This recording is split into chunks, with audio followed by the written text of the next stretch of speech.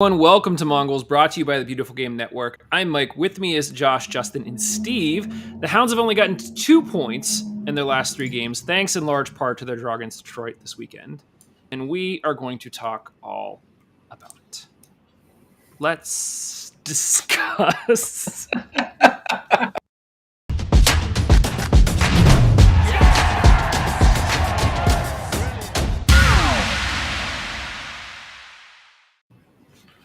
Let's discuss. This continues to be a point of struggle for me. I was like, this doesn't feel like a let's go. I was just gonna say like let's discuss and not yell it, and then it's crap. It's total. Let's crap. goes for winners. That's right. Let's go is for winners. Can we just point out that we've got business attire, Josh, not regular? I will say that's throwing me off. So for those of you on the podcast, Josh showed up in like literally looks like he just got out of work. He has a polo on. He looks very respectable. This is not like the bushy beard, halfway through a beer Josh that we're used to. So I'm drinking a green tea. I'm very much in the work mode right now. Yeah, middle-aged Josh is what it should say. Middle-aged business attire Josh. Pretty much, yeah.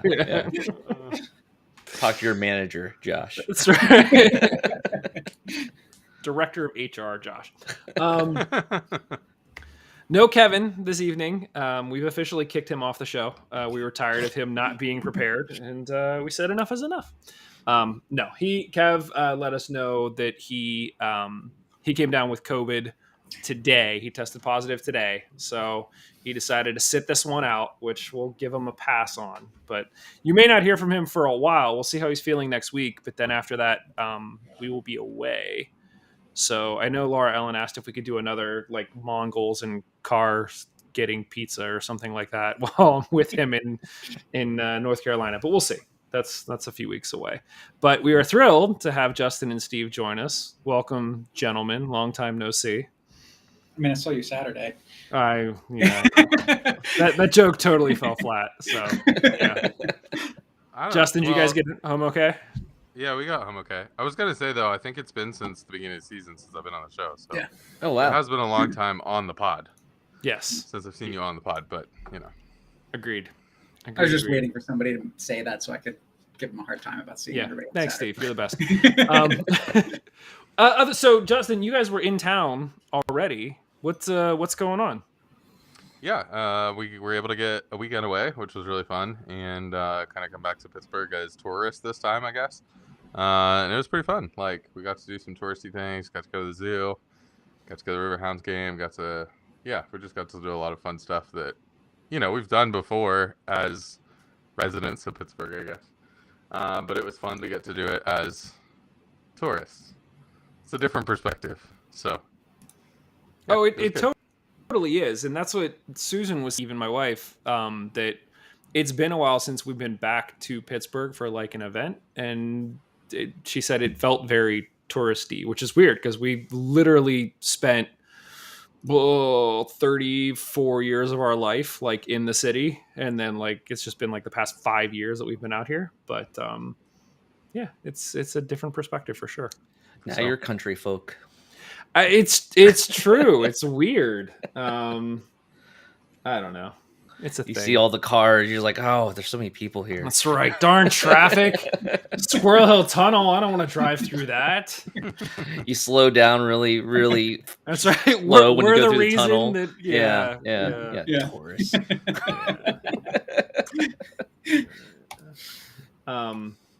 I had an interesting analogy. So there's a pickup group that plays soccer up here on Thursday nights, and I've been meaning to go for a while. And now that my son is old enough to go and play too, I was like, oh, this will be great. He starts his sophomore season of high school soccer in the fall. I was like, we'll start playing once a week just to get you back into like game shape, because he doesn't do like the academy, he doesn't do anything like that. And so we went up and before that, so this was on Thursdays. On Wednesdays, spoiler alert, Obi-Wan Kenobi comes out, which we have not talked about Obi-Wan Kenobi yet. But anyway, part of the storyline in Obi-Wan Kenobi is that 10 years had passed between like when we last saw him and now, and how like his skills as like a Jedi master had like deteriorated over 10 years. And I'm watching the show and I'm like, Josh, you're like, his, this is the guy that like cut Darth Maul in half, and he was really struggling to like just hold a lightsaber at a certain point in the episode. We won't give too much away, but anyway, in my mind, I'm like, it's only been 10 years, man. Like how far does it actually fall? So cut to the next day, I go to play pickup soccer. And I'm like, it's probably been about 10 years since I played. And like, dude, it totally felt like it'd been 10 years. Like I totally empathize with Obi-Wan at that moment. I went from totally the judgy guy of like, oh, come on. Like, you're fine, to like, nope. Yep, definitely feeling the aches and pains. You went and tried. I avoid seeing how bad I am at this point in my life because it's been over 10 years and I don't want to find out. Yeah. It was fun. It was a lot of fun, but like I definitely did not want to move like the next morning. I was just like in bed. So yeah. No, I'm glad to get out and play again, but pickup is definitely my speed at this point. I'm not looking for any like old guy leagues or anything like that. So yeah. Looks like Kevin just popped into the chat. Long-time listener, first-time commenter. Yeah, that's about right. I'm impressed that you're even commenting, Kev. So yeah, thanks for that. Guys, anything else going on before we dive into this game? No, I got nothing. Summer, I guess. Good. Nobody really wants to talk about this game. That's cool. That's fine. All right. Well, let's talk about the game.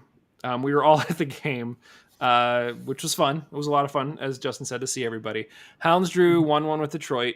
I think, first of all, just to sort of comment on the game day experience, because I feel like it's been, I think, 2 years since I've been back to Highmark for a game, which is crazy. Like, we were supposed to go to at least a game or two last season, and there was something else that went on, and yada, yada. So we were finally back. First of all, thoroughly impressed, Josh. And I know this isn't like all up to you, but I'm throwing it at you as the president of the Steel Army. It felt like the Steel Army, like at least at the tailgate, had like tripled in size. Like it definitely feels substantially bigger. I wasn't just making that up, right? Like, yeah, I mean, there's certainly, still games where, it's dreary out and we get a low attendance or something like that, where it feels like the good old days. But yeah, anymore, like it's usually pretty packed, especially on a sunny day. It's a lot of fun. It's a lot of people. And like, it used to be, I knew everyone's names and like, I would just be like catching up with everyone. Now I'm like, I don't know who that guy is. Who's that person over there? Oh, that's cool. Like, I just don't know everyone, which is actually a good problem. Like, I like it. Yeah. I apologize for anybody that's listening. There were a few people that came up and were like, oh, Mike, hey. And I was just like, hey, you? Like, I know some of them. I don't know everybody. But, I'm happy to say hello and appreciate the sort of shout out.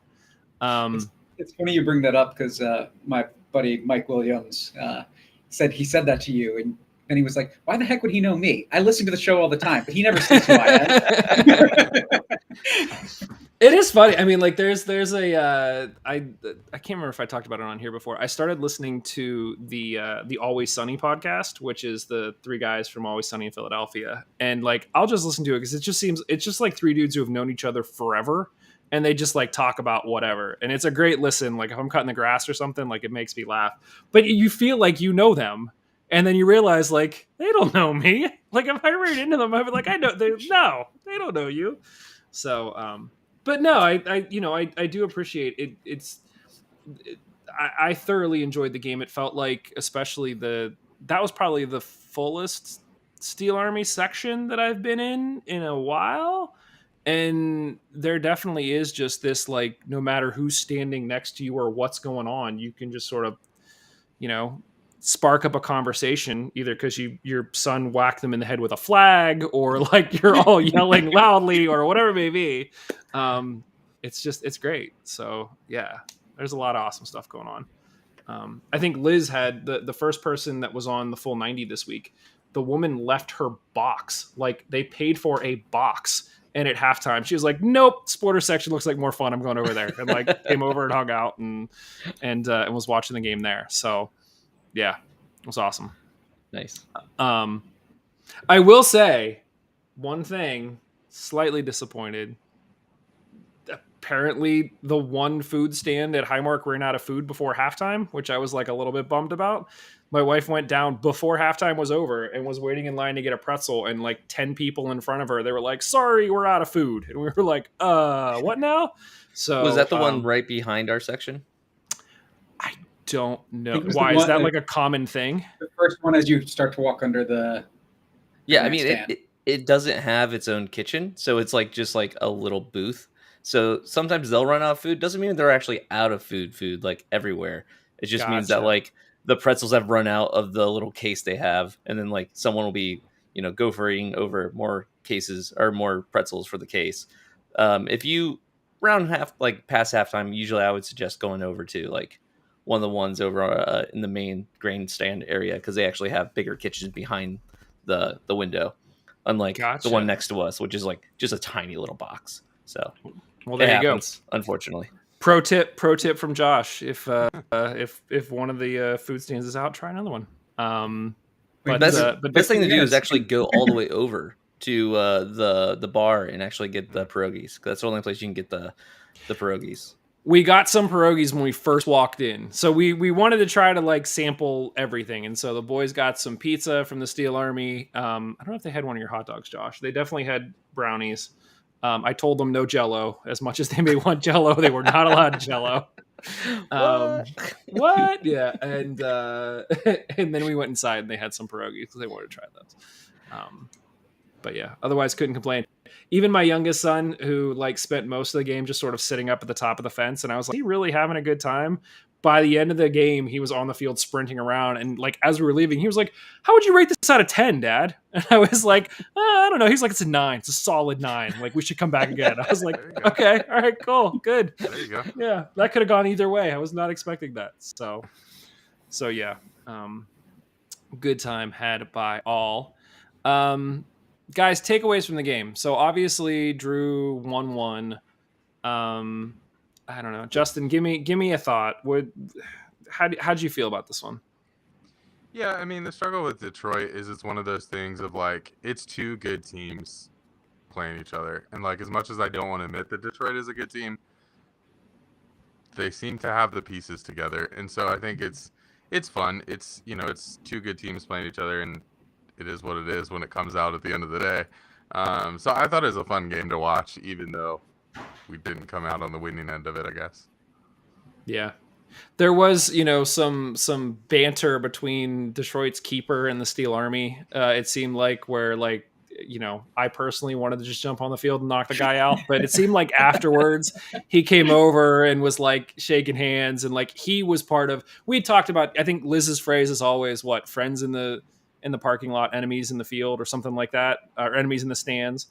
And I think he sort of fully embraced that and sort of came over and was like, good job giving it to me, and I was giving it back to you guys. And I mean, Detroit brought a decent amount of fans too. So Josh, I saw was it the president of their supporter group came over and was talking to you afterwards?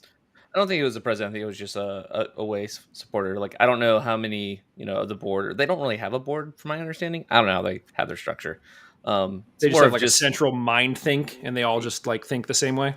I think they just have like a Discord where they all just talk, and that's pretty much it. Gotcha. Like no real structure after that. But anyway, this guy came over. Yeah, we talked for a little bit. It was cool, and I don't know. It's one of those things where I respect anyone who actually is willing to travel like to away support in ULS or USL. I mean, so it's great, and like the keeper situation, yeah, like I have mixed feelings because on one hand, like the whole idea that I've always seen with professional keepers is ignore the crowd. Do not interact with the crowd while you're playing. Just like, keep focus on the game. Then afterwards or whatever, you can do something. But like, he would be in the middle of like the game was going on and like something would happen all the way at the other end of the field. And like, he'd turn around and say something to us or something like that. It's like, okay, cool, I guess, because that makes me feel like you're not paying attention to the game as much. So right. Whatever. Yeah. Mission accomplished. Yeah. Yeah. Luckily, the keeper, or not the keeper. I mean, luckily though, the ref was on his side, so it stayed 1-1. We'll talk about that later, I'm sure. Yeah. Steve, give us a takeaway. Lots of missed opportunities. and that's been the story of probably the past 6 games, which we knew were going to be tough. Yeah, I mean, lots of drop points in there. You said this was a drop point. I think Miami was drop points. I think there were chances to get points from Tampa Bay and Louisville had we been doing the things that I think the team is capable of doing. So just kind of disappointed to see where we are after that 6-game stretch. 8 points out of 6 games, so a possible of 18 points. We only got 8. Response is kind of what I'm looking for now. See what happens. I was at the press conference afterwards, and it was interesting hearing Coach Lilly talk about.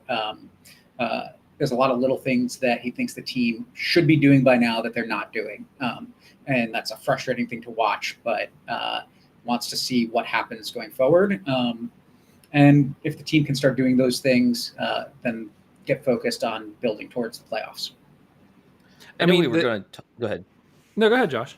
I was going to say, I know we talked about maybe, discussing what XG, like the, expected goals is, and like what that chart means and that kind of stuff. But like basically the higher the line, the taller the line, the more likely it is that we should have scored. And like, if you look at the expected goals for this game, like Detroit's is pretty flat. They have like one pretty far down spot where it looks like that was where their goal is, but everything else is pretty close to the middle. And look at ours. It's just spikes everywhere. And just seeing all those spikes and not getting a goal, except for one of those times, it's just like heartbreaking because we had so many great opportunities. Yeah. What Josh is alluding to right now, we have up on the screen the G plus game flow for this game. And so basically the way that XG works, I think we've all tossed around the phrase XG. I know personally, like, I kind of knew what it stood for, but like not really. And so just as a refresher for everybody, XG stands for expected goals. So if everything sort of goes to plan, that's how many goals you are expected to get for the game. So in this game, our XG was 2.27 goals. So that means that had things gone to plan, we should have got somewhere between 2 and 3 goals. And Detroit's XG was 0.47, meaning that they should have got less than 1 goal in this game, leaning towards half a goal. And so the fact that we came out 1-1 is a little bit disheartening. And so for those who are wondering how XG is actually calculated, the way that it works is that as I mentioned, it's meant to try to quantify the quality of the attempt and the probability of finding the net rather than the actual outcome of the shot. So each shot that is taken is assigned a particular value between 0 and 1, 1 being the highest chance of scoring and 0 the lowest. So if a player decides to take a long shot from outside the box, then the probability of its finding its way past a keeper would definitely be less than 1, maybe even less than 0.1, based on the data for similar situations. So if you take a shot outside the box, there's less of a likelihood of it going in. So you still get a little bit of credit, but not full credit. But if you have, on the flip side, if a player is provided a chance to simply just tuck the ball in, then the probability of scoring would be somewhere towards the upper limit, like 0.8 or 0.9. So really all of this comes together, and it's thousands of data points that are brought together. So you really can't even just say, like, take this number and divide by this. It's not that. But it is sort of this cumulative chance, and each chance is given a certain percentage, and then you sort of add those up to get a sense of how many goals you're expected to get over the course of the game. And so, like we said, in this game, we had an XG of 2.27, meaning we should have scored, 2 to 3 goals, whereas Detroit really shouldn't have gotten any goals at all. And yet we ended up 1-1. So thoughts on that? Justin, what do you think about the XG and sort of how it represents how we played? Yeah, I mean, I think like cumulatively, however you say that word, over the course of the season, I think like the Riverhounds have had chances and all along the season have shown glimpses of how good they can be. I think Dixon Cicerone obviously showed us that last year. Dequas seems healthy and effective, and obviously Dan Kelly has scored.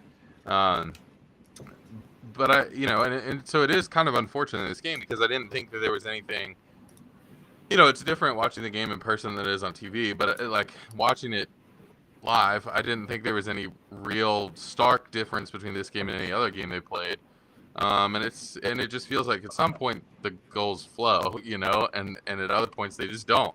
And so I'm just, my thought on the way home, just in general, was hopefully what's happening is they'll heat up at the right time, right? That maybe in August and September, Dixon, Cicerone, these guys that haven't really gotten going yet will get going, and Kelly and Dequa will still be there, and so that's my hope, because it seems like this is a common theme that we win the expected goals battle, but end up on one, and so hopefully the balls will start hitting start hitting the back of the net at some point. But this feels very true to what I saw on the field on Saturday night. So Yeah. Steve, what are your thoughts? I mean, I think Justin broke it down really well. I mean, we can get upset about the ridiculous call on Peters, what was a goal. But there were many other opportunities that the Hounds had to score goals and to put them away. I mean, we could talk about early in the game, Argudo, missed a sitter from 5-6 yards in front of goal. I mean, nobody's there, and he puts it over top of the bar instead of just putting it low, right? Like there's moments like that for me that it's like, why are we missing those opportunities? And then getting upset when we're not playing well, and then we give up a goal like we did, where credit to Detroit for that goal. I mean, they scored a good goal, but our defense was just a complete mess on that. I mean, I don't remember who made that first pass from up near the halfway line, but I mean, there was like nobody on him. He had forever. I mean, it seemed like he had a decade to take that pass. And then touches in the box before the final pass for the shot, right? Like, I mean, that disorganization, missing those goals, that's a problem, and that's what's biting us at this point, right? Like, I think that's why had we been doing those things in both this game and the Miami game, that's potentially 4 more points. 4 more points are a big difference where we're at right now. Yeah, for sure. I think 4 more points would put us top of the table. We'll look at the table in a little bit. We're not getting there yet. It would put us up at the top of game extra played. Yeah. But we did make it 22 minutes into the show, and we haven't talked about the goal that wasn't a goal that probably was a goal. I do not have the video replay of it. I meant to grab it and throw it back up again, but just to sort of paint the picture, essentially what had happened was it came off of a corner kick. Kenny took the corner. It was a short corner to the front post. Somebody else flicked it up into the air. There was some jostling. Peters goes up, heads the ball into the net. The crowd goes crazy. We think that we've scored. The ref runs into the action, and it appears the ref is pointing to the center circle. In hindsight, when you go back and watch the replay, he is actually waving it off and pointing to what appeared to be a goal kick. I think it was probably just he called some sort of penalty against us, and then gave the free kick to Detroit. The ball goes into the net. There wasn't offsides. There wasn't anything like that. Wheat ends up in the net being shoved around by Detroit players, which then he has to go and get basically extracted from the net by some of our other players. Well, wait, you don't want to say who shoved him into the net? Because I feel like that's an important piece of the story. It was Ouimet that shoved him into the net. It's taken everything within me for the past few days to not make a kicking joke. But if you actually go back and watch the replay, and there's a number of them floating around online all over Twitter, go just look for it. Different angles. Bob Pompiani had a shot from like up at the box, like looking down on it. You had one from on the field looking the other way. Basically, as the ball gets flicked, Ouimet and Wheat basically have each of their hands are like on each other's jersey. Ouimet isn't even looking at the ball. Wheat goes up to make a play on the ball, and Ouimet is still holding on to him, doesn't leave his feet, isn't looking at the ball, isn't doing anything. And Peters goes over the top of Wheat, heads it in, and then Wheat gets pushed into Detroit's keeper after the ball's already into the net. The keeper goes down and drags Wheat with him. And ultimately, the ref makes the call against Wheat, and I think he gave him a yellow card at that point too. Mm-hmm. I don't know. I touched base with Shane walking across. He says, "Yeah, I got a yellow. I deserve the yellow. I was pushing and shoving, but it was still a goal." Like that was Shane's take on it. So, right. Yeah, it was back and forth. Sure, I can see why I get the yellow, but I can't see why the goal didn't. If Shane gets the yellow, then why doesn't Weemek get the yellow? Like that's I think the crux of it, right? Like they're both doing the same thing. That's another thing. Like at the end that Lily talked about, like that is a goal every time in any game that he's ever watched, especially with as physical as the game had been. And then all of a sudden, there's a little bit of stuff off the ball. It's a yellow card and a no goal. Like they didn't even obstruct the keeper at all. Like the keeper had a fair play at the ball until after the ball was in the net, and then we met through Wheat into the keeper. So like two other guys like surrounded Shane, and he's like against the net. Like, that's the only thing keeping him shoved in. Yeah. I mean, Devin Kerr, the announcer for the stream, he said it's a goal, and we always agree with Devin Kerr. So yes, always. And then what was the line? I think the other guy, Mike Watts, said something like, "Oh, here it is. This net has caught about 10 fish." Talking about the pile up inside the net afterwards. Yeah, good line. But I mean, when you look at the XG of what was it, 2.4 something, like that's probably because that should have been a goal, and we had other situations where we should have scored too. So you hate to, I feel like we always come on the show and we end up talking about the refs, but the team has to be better. I think, Steve, you mentioned, we'll get to it here in a second, but sort of Lily's post-game comments, he called out the defense. He was like, we can't play like that. Like it's just, we can't. And I think he called out the center mids too, specifically when Detroit scored for not tracking back. And that's true. That's all true. But like, it's also difficult when, you do have a hard-earned goal that is just like taken away. It felt very when he called a goal, like originally when we thought the call was goal kick, I was like, it's Miami all over again. Like, it's just like, I don't know, goal kick. Sure. That's what it is. Yeah. I think, and I responded to somebody on Twitter who tweeted this out, but I think the reality for me is, it's frustrating, and it's frustrating that this keeps happening.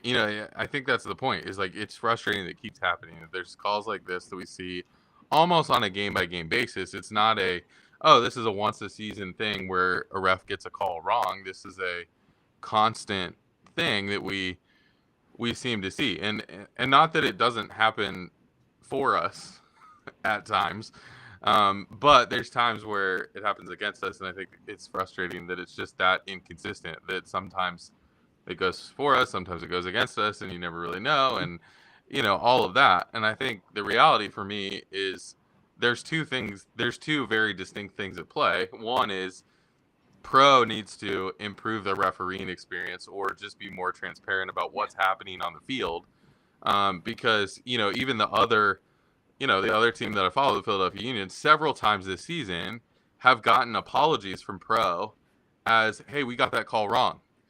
And it's like, okay, you can apologize as much as you want of, hey, you're getting these calls wrong, but you're costing us points ultimately. Like, be better. Yeah. And so like, just be better rather than continuing to apologize when you get calls wrong. But the reality, like you said, Mike, is the team needs to be better. And I don't think that the Riverhounds at this point in the season are playing to the top of their potential. And so that's what's frustrating too, is if we had played maybe to the top of our potential, we could have put 3 goals away, and a goal come in off the board, it still would have been 3-1. So it's hard to blame that instance as why we didn't win the game, but it would have been frustrating because if it had gone the other way, we would have won the game. So yeah. I mean, it's one of those things where it's like, I feel like the offense actually did what needed to be done, and then it got called off. You know what I mean? Like that's where I'm a little bit different. There is the fact that it's a situation where they got a second goal, they did the deed, and then it's like, oh no, never mind. It's one thing, if it wouldn't even gone in or whatever, or the whistle would have blown before anything happened. But the fact that it's like, yeah, they got the goal, that sucks. And like, how many goals over top do you need to get to, counteract the To terrible, account for the ref. Yeah. exactly, the terrible reffing. So it's like, it sucks. It's a bad situation all around. And like, I feel like we did deserve to win this game. Like, looking at how we were attacking, we start off slow. I will say that, like, the very first like 15 or so minutes, I felt like the game was very stagnant, very kind of just, well, sometimes what you expect, just filling each other out. But I didn't feel like we were doing great. But like, that second half was our second half. Like, that was all us. And I just, yeah, it's frustrating. So Yeah. I mean, it was from the goal on. We were dominating a lot of the game, and dominating a lot of the game in the offensive half, which I think is different from Miami, where sure we had a lot of possession at times, but so much of that was in the defensive half as opposed to the offensive half. This game, I thought, I mean, we were clearly the team on the front foot for the majority of the game after the first 15, 20 minutes. Oh, so there were moments where the four of us were watching this together, and there were a couple of times when we commented on, like, Shane Wheat was in our offensive 18, like on the edge of our offensive 18, getting the ball and making plays. So, like, if you need to know, like, how hard we were pushing, there you go. Yeah. Steve, you were at well, I guess first of all, before we get into Lily's thoughts, is there anything else that you guys wanted to touch on as it relates to sort of what you saw or anything at the game? Yeah, I think there's a couple things, and Laura Ellen and I got a chance to chat a little bit after the game. I think there were a couple things that stood out, having gotten to see the game live versus seeing the game on TV. You just see things different ways, right? And I think just to point out a couple of things, and people may find this interesting or not. So if it's not interesting, just tell me to shut up. I think it was interesting. Our big point of contention in our conversation was Shane Wheat, actually. I thought he played decently well in this game, and I was actually more impressed than I've been with him the entire season of watching him on TV. I thought he looked better in person than what I've been seeing on TV. And she was like, no, I thought he looked 10 times worse than what I've seen on TV all season long. So who knows? I don't know what to do with that. But, I really just the rest of the defense, though, I think I was so impressed with Jelani Peters. I was so impressed with Ordonez. So impressed with Nathan Dos Santos. All three of them were I thought were standout. And I think especially Ordonez and Dos Santos as rookies in the league, I think both of them are players like Danny Griffin, like Danny Rivera, that I think if Lily can hang on to for several years, I mean, they're going to be rock star players in this league.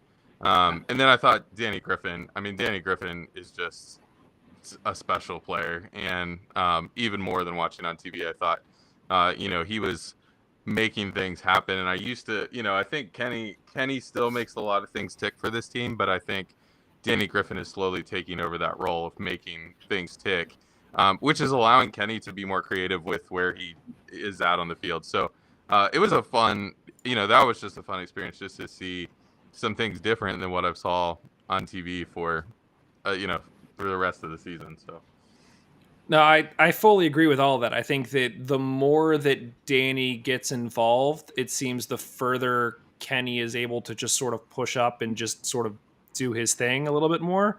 So I think that's spot on. And yeah, the Shane Wheat thing is interesting because I think in the first half I was a little bit more critical, but there were a couple times in the second half when the team was coming back towards us that Detroit was trying to make clearances and he was sort of cutting off every ball that was coming his way, that I was like, yeah, I kind of got to give it to him. So yeah, he's a tough one because you're right. I think that the other three, it's just like, they're like, great. We just talked about how like the team sort of folded and gave up a goal, but like, yeah, Wheat always seems to be the one that's the player contention. So I think he's a risk reward player. And I think that's what I kind of saw on the field that I haven't seen on TV. Is I think he does risk a little bit to make plays, and in this game he made a lot of them. But when he doesn't make them, it looks bad. So yeah, it's kind of what I had assumed, but seeing it live, it definitely confirmed that for me. Yeah, that's fair. Steve, you were at the press conference afterwards. We'll save your interview with Dos Santos here for the end as like cheery fun times a little bit. What what did Lily have to say? So, I mean, a couple of things. So, I already talked about record over the past 6 games. Bob talked a little bit about that. He wasn't so specific, but he talked about dropping points, especially here and in Miami. He called that goal a gift of a goal. He put a lot of the weight on that on the center midfielders for not putting any pressure on the first pass. And then Shane not calling Dixon back and letting him know that he needed help. And so he found himself in a position where he was marking 2 men at once. I think the big thing with that was Bob talked about it. Giving up that goal in a game like that was a big, big whiff from the team. And it's one of those little things that he expects to not see at this point in the season from this group of players. And he called it like one of those little things. His quote was basically, if we do the little things all season, even at 1-0, we're going to get this game the way it was played on Saturday over the finish line 9 out of 10 times. So I think that is kind of a pretty damning statement from coach in terms of how he views what occurred on that goal, taking away all of the other chances that were missed, taking away the goal that was called off, that this is a game that he thinks we shouldn't have conceded in and have the ability to not concede in. So I think that's an interesting aspect of it. Overall, he said the team played reasonably well, but focused in on the need to be ruthless against good teams like Detroit. And so we weren't ruthless against Detroit. We weren't ruthless against Miami or Birmingham or El Paso, right? I mean, we did win those games, but those could have easily been 4-0 games as well. So those types of things, I think, are the kind of the big takeaways that I got from Lily in the press conference. Do you guys, Josh? I almost called you Joshton. Josh, do you disagree with anything that Lily said there? Was anything you found interesting? Yeah, I can see what he's saying, especially with the small things and how they add up. And like, if you do the small things correctly, you win that game. I will say that, like, I was rewatching the replay there for a little bit, and I'm realizing one thing where I think we haven't really said it is, when in the past couple games, when we miss opportunities on goal, they were always like shot super wide, like just like whiffing opportunities. Man, what is it, Steinwasser? He had to make so many saves. Like, the chances we had, at least in this game, they were on target. Like, it wasn't like we were like just whiffing the ball. Like, they were, maybe a couple of them were too much to the keeper, but they were still actually on goal, which is something I feel like in the other games that felt different. So it's small positive, even though they got saved, so it's not a great positive, but it's better than nothing's worse than seeing the ball go wide over the net time and time again, or shanked wide. So it's a little thing, and that is nice to see, at least. Yeah, I mean, Justin, any thoughts on what Lily said, or thoughts on shots on target versus just shots? No, I would agree with Josh too. I think the shots were much better in this game. I think about Cicerone's 1-on-1, and then Cicerone also had a shot from, I think, outside the 18, kind of on a bouncing ball that he got, a hold of pretty well. And then Kenny had one that he took on the volley and hit real hard, but right at the keeper. And so, yeah, I would agree with Josh. I think the shots were, the shot attempts were much better in this game. The one thing I will say about Lily, and this is not a Lily out or Lily's needs to be gone or whatever kind of statement. For me, like, I hear his comments, but then I see his starting lineups, and he's not changing anything. So it's like, okay, if you want them to do the little things well, and they're not doing the little things well, then maybe you need to make a change to find some other players who are doing the little things well, and maybe you get the games across that, And so I just feel like it's, he's making subs, and that's good, but I feel like he's not changing the starting lineup all that often. And I think in the stands we had a conversation about Dane Kelly and kind of his contribution to the team and where he's at with this team right now. But it just feels like we're not making adjustments that could potentially be made, or we're not that deep as a team, and that's a scary thought. So I'm not sure what the answer is. If Lily just really likes his starting 11 and thinks that they just need to get out of a funk, or we're not actually that deep. And I'm not sure what to do with either one of those things. So, Yeah. I think it's Yeah. more the he likes the starting 11 and they need to get out of a funk. Towards the end of the game, I went up to the press box so I could get the interviews in and whatnot. And one of the writers up there like made a comment like, "Is this the least number of subs that Bob Lilly's used all season? And wasn't he forced to use one of them because of the injury to Wheat?" Right? Like, and I was like, yeah. But then like I started thinking about it, and it's like when I'm watching the game in real time, who was I really displeased with in terms of like actual play on the field? Sure, chances need to get converted, but like, did I feel like there was a weak point on the field at any point in this game? I felt like Argudo still needs to find that last touch. I think that's his big thing. And if you're going to bring in a sub like Dane Kelly, then you've got to make way with somebody. So you pull the guy who is in an attacking role as opposed to one of your center backs for that, right? Like if you want to keep all your best attacking players on, you've got to make a sacrifice. So I don't think that was a condemnation of his performance on the night overall. It's just you've got Dane Kelly to bring on. Somebody's got to make way. I wanted to see Danny Rivera in this game, but who gets sacrificed other than someone who like just is tired or something like that? Like I wasn't disappointed in anybody's performance to the point that I needed to see more subs. I'm really torn on the whole Lily thing because I agree. I think as we were coming into the season, I was one of the biggest cheerleaders saying like, this is the deepest team we've ever had. We're never going to lose a game. Like it's going to be great.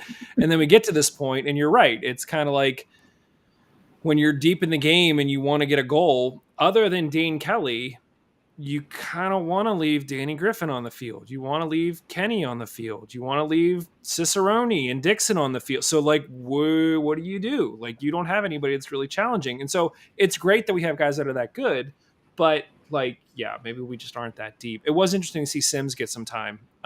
We haven't seen him in a while, but Justin, I sort of echo your sentiment. This isn't Lily out. And actually, it was really funny. We were at the tailgate, and my wife was like, "Oh, look, that car has a bumper sticker that says "Welcome to Lily's League." That's cool." And I said, "Do you know who made that, honey?" She said, "What?" And so Liz went and grabbed us one because I designed them and had them all just sent directly to Liz, and so we finally got one because we did it pre-pandemic. We didn't get one, so now we have one at our house. But there is this thing where it's like, I feel like you can only be mad and blame the team so much before like the old adage of, when you're pointing one finger, there's like four more pointing back at you. So it's like, yeah, if these are your guys and they're trying to work out of a funk, and I get it, but like you can't complain about them making the same mistakes over and over and over again. At a certain point, you got to either learn from it or you move on and find somebody else that will. And that's his call to make. So it's tough. And a little perspective, we're 7-3-3. Like it's right. It's not like we're doing all that terribly right now. Right. We're in, what is it? Am I allowed to talk about the table right now? We're in fourth place right now. And like that is with 24 points. Detroit has 25 points. Louisville has 27 points. So it's like literally like one game away from, second place or like, I'm just saying it's a tight table right now, and being in fourth with this tight of a table isn't the worst place in the world to be. No, for sure. I think the thing, like Steve said, is with a team of this caliber and a team with these expectations, you bring in a Dane Kelly thinking that like you now have, the goal scoring leader, to get 8 points out of a possible 18 just isn't where you think you would be, regardless of who the competition is. If you expect to be at the top of the table at the end of the year, 8 out of a possible 18 is just it's not great. So now, the real task is to sort of turn it around and see where we go from there. Yeah. Can you bring up Kevin's comment? It's pretty good. No, I was ignoring the comment. I was gonna So Kevin's comment was, when your baseline is we're never losing, 7-3-3 is world ending. So yeah, that's true. But no one ever said we're never going to lose. I don't know what you're talking about. That was never uttered on this podcast by two of the hosts. we never ever said that. Yeah. So in addition to talking to Lily, you got to spend some time, Steve, talking with Nathan Dos Santos. Let's play the clip and see what he had to say. All right, so Nate, tell me one thing that you have learned about yourself off the field since your time in Pittsburgh. I mean, like, I think the biggest jump for a lot of guys is the lifestyle, right? Like, you go from a college kind of setting, you know, going from class and everything to now, you know, this is it. You know, we go to training in the morning, come back, and then we have kind of that spare time of the day to do what we want. So I think just kind of finding a balance of, you know, taking care of myself and obviously putting myself in the best position to be ready for training the next day and continuing that. You know. Cool. And what's one goal you got for yourself, obviously besides scoring goals on the field this year? I think it's just to get as many starts as possible. You know, I want to be somebody that can be trusted and be a regular on the team sheet, and then especially in that starting 11. I know that's difficult, and I've had, you know, a couple starts now, but by no means is that me, you know, getting comfortable or anything like that, because I know we have a lot of talented players on the bench and also outside the 18 that are competing, so we just got to stay sharp. Yeah. Cool. Well, thanks for joining me, then. He looks like he's 10. Like I think it's a combination of like I know. I think it's a combination of like us getting older and like the players just getting, you know, staying the same age, and I'm just like, oh my gosh. But you forget, like, you know, he said that the biggest thing he's had to deal with thus far this season is just sort of that transition from college to like being a professional and living the life of a professional. And so I remember, you know, the first game when he came in, I was like, like, good try, but like, we'll see. And the way he's developed in this short amount of time has been really good. So yeah, definitely looking forward to seeing, you know, what he can bring here moving forward. Yeah, good stuff there. He seems like a real nice guy. I've chatted with him a couple other times, and getting to interview him was a lot of fun. Talked to him a little bit before and afterwards. So it's a fun thing. One of the things I think as well, talking to him, that I kind of had to cut because it was inaudible. But just was his perspective on being a part of the team, and how working together is a big aspect of what he's really enjoyed, and that competition aspect. So he alluded to it in that last question, but he was talking a bit about it as well earlier, in terms of getting better because of the people around him. Yeah, that's always been a big thing that Lily's been pushing for, and what we thought, you know, we were getting with this depth, and maybe we are, and it's just still like, you know, the cream is rising to the top, but is that push? So, yeah. Good stuff there. I guess one more glance at the table. Josh, you sort of talked through it a little bit just to sort of set things up. You know, we are now 13 games into the season, so a little more than a third of the way through already, which always feels crazy to say. Somehow Memphis is sitting at the top after rattling off 5+ wins in a row. They're on 28 points. Louisville lost to Tampa this past weekend, so they are on 27 points. In second place. Detroit sit one ahead of us at 25 points. We are at 24 at fourth place, with Tampa nipping at our heels with 23. Josh, like you said, it's a tight table. At this point, anyone from, you know, seventh up could sort of jump and leapfrog us. Birmingham is just outside the playoff spot with 19 points. I think another interesting thing there is the fact that Memphis has one less game than everyone else. Yeah. Except for Louisville, who's right behind them, who has played 14 games, so 2 less games than them. So the fact that Louisville did not win their game this weekend really helps everyone out. So they are one more game than all of us, yet they are barely holding on. So yeah, good stuff. Guys, we gotta bounce back this week, and it feels like this might be the week to do it. We head to Charleston to take on the Battery this Saturday at 7 p.m. Is this? I haven't heard anything of the Old Guard Shield. Does the Old Guard Shield still exist? Is it like in your office, just out of picture, Josh? Like, Where is No, this thing? actually, so the Old Guard Shield does still exist. It's still in play. Okay. But it has a new home at Bulldog Pub in Morningside. Oh, Got a nice shelf made, more like a shadow box shelf, like pretty big shelf. That has the Old Guard Shield in there. It has the whiskey bottle that Louisville sent us or brought with them when they played us. What was that? 2019, 18, somewhere on there. 3 4 years Yeah, ago. Yeah. yeah, they had it engraved with like the date on it in the game. And we won that one, so I decided that's a trophy. So I put that in Yep. there. Had the champagne bottle from when we got first in the East that we popped in the parking lot after watching the game in the pub. So got some cool stuff in there, like a scarf, some flags, and that kind of stuff. So if you're at Bulldog Pub in Morningside, check it out. so Bulldog is it now? Like that's the like if we ever break up with Bulldog, you got to like move out. You got to like Yeah, go get right. I have stuff and, stuff I have like, to go get. yeah. Yeah. Heck, we actually painted our tifo there as well. Jesse, the owner of Bulldog, gave us the back lot area. He's like, "Yeah, go ahead, use that. You can paint your tifo there." So that was really cool. So That's awesome. That's very, very cool. So the Old Guard Shield is in play. It's just us and the battery at this point, right? yep, a couple years running now of just it Unfortunately, being us. yeah. Yeah. Yeah. So more is on the line for those of you that like, sort of interleague cups and battles and things like that. There's more on the line than just the league in this one. Fortunately for us, unfortunately for the battery, they are currently dead last in the East. They only have 1 win, they have 9 losses, 2 draws, and they have a goal differential of -17. So if we were looking for a game to get back on track, like you kind of think this is the one, right? Like there's no, I don't want to say like don't look past them, but like, does anybody feel that we're going to get anything but 3 points in this one? Like, is anybody feeling nervous at all?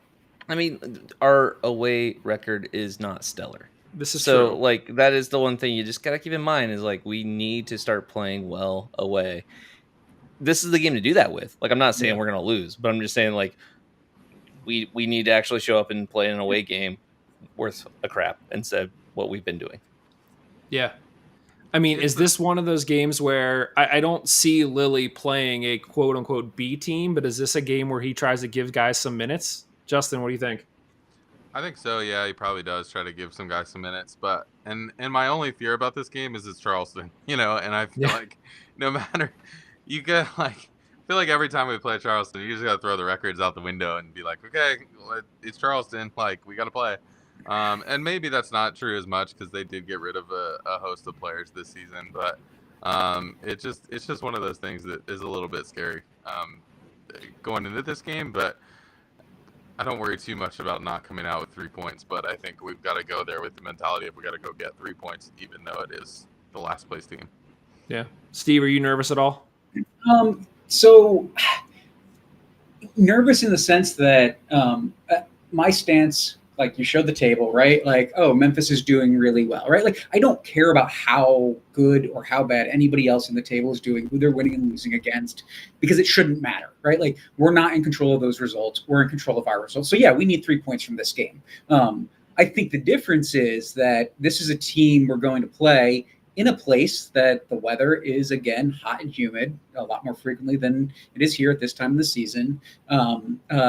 But we can talk about, like, I think it being Charleston Battery is a lot more important to us as fans than it is on the field, because this isn't the Mike Anhauser Charleston Battery. Who's the coach now? What's his name?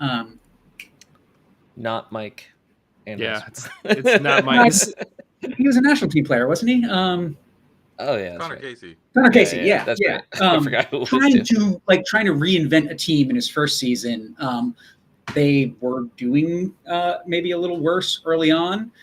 They've started to kind of find some ways to be a little more competitive more recently. That doesn't mean they're necessarily winning all those games, right? They're obviously not, since they only have 1 win. But I think like a team that's going to be hungry to win and prove themselves against a top team, yeah, we have to be careful. As Mike said, and you put it up on, or Mark said, you put it up on screen. like this could be a trap game. Like, but I don't think it's because it's our rivals. I think it's because this is a team that's reinventing itself, trying to prove itself against a top opposition, and the weather's going to be a little bit more than maybe we're going to be as comfortable being in. So, got to get 3 points. Josh, how you feeling? I mean, I'm feeling good. I'm not as scared of Charleston as I have been in the past. I mean, last year they were not good either against us. I think we won both those games last year. Year before that, I think it was a little bit more evenly matched, but we still came out on top. And like, I don't know. It's been years since they've really been good, and this year is definitely not their year. It's the rebuilding year, I guess you would call it. And I honestly just had to go to their website to make sure Connor Casey was still their coach because I assumed they had sacked him by now, but they hadn't. So he's still their coach for now. So we'll see. Listen, when you had your previous coach for like 25 years, like I think you might just wait a little bit longer than like 12 games. I think once you push that button and you get rid of that 25-year coach, now you're just like, we can do this whenever now. We don't want to get stuck with someone again for 25 years if we don't like them. So So it's very, very true. Yeah. Look at Arsenal. Look at Manchester United. I mean, yeah, those stories, right? Longtime coaches cycling through. Yeah. So we've got this game. We're all sort of saying like, we should win this game. Closing out the rest of June, just sort of looking ahead just a little bit. We have a trip to Rio Grande, and then after this game, and then we finish with a home game against Tampa. Now, RVG are currently 10th in the West. As I mentioned earlier, Tampa are nipping at our heels. They're only a point back. Realistically, over the next 3 games, we just talked about how like 8 out of the last 18 wasn't acceptable. We've got 9 points that we can sort of grab to right the ship.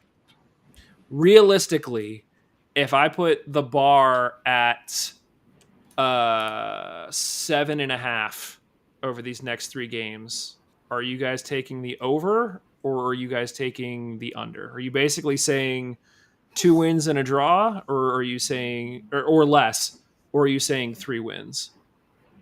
Justin, what do you think? Realistically, I'm taking the under on that, but I think to right the ship, like we need to get the over, or very close to it. I think my problem is it's an away trip to Charleston, it's a away trip to Rio Grande, and then it's a home game, but it's against one of the better teams in the league. So I think it's going to be hard for us to get 9 points because that's the only option you left me with. So if you had set the bar at 6.5, then I would say it's realistic that we get 7 points. Is it realistic that we get 9? I don't think so. But could we? Sure. If the team heats up and plays as well as they can. I feel like that's the dilemma every single time we have the show is like, could we do it? Absolutely. Will we do it? Nah, I don't know. Oh, man. Steve, what do you think? I agree with Justin on the 9 versus 7. I think that the 7 points is win, draw, win. I think we go out, we crush Charleston. I think we have a crazy game where we give up some goals we should not give up in down at the Toros, right? Like new place, we don't play there often, very different environment, very different team out west. And I see that being a high-scoring game where we like end up like 3-3 or something like that, based solely on my reaction in the moment. I have nothing to base that on. This is not like looking at stats of what they're doing and whatnot. But I just think it's going to be a crazy game. And then we come back and we actually do beat Tampa because it's a home game and the guys are hungry to reestablish their home win ways. 9 points would be great. 6-7 points are likely. Anything less than that, and I'm where I was at the end of this past 6-game stretch. We've got to be better. So hopefully I'm real happy in 3.5 weeks.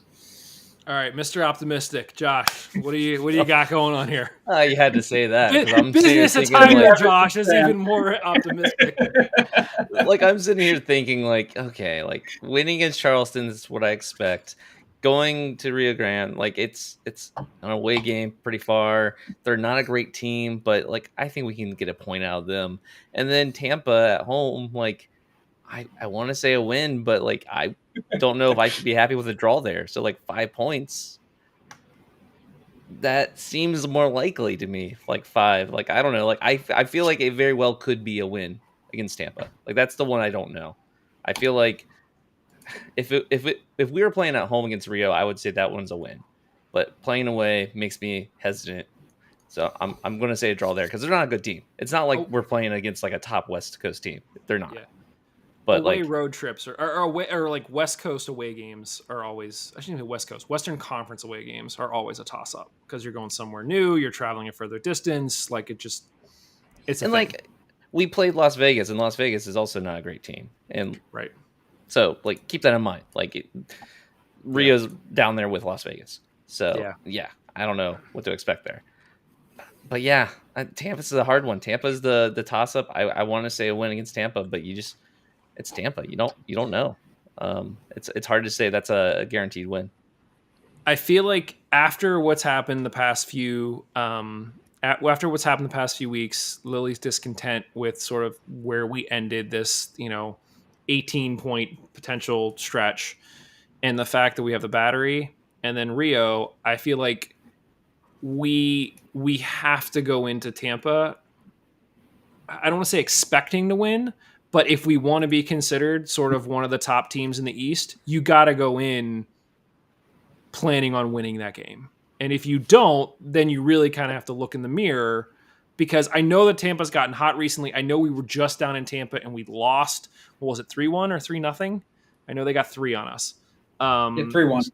So like, this is our opportunity to sort of turn the tides on them and give one back to them and reassert ourselves near the top of the table. Otherwise, we might be looking at a season where we're in 5, 4, 3 position and not really battling for that top spot. So I agree with you guys. I think that like 6, 7 feels maybe about right, but yeah, you got to go in just thinking we're going to take all 9 if you're the team. So it's different fans.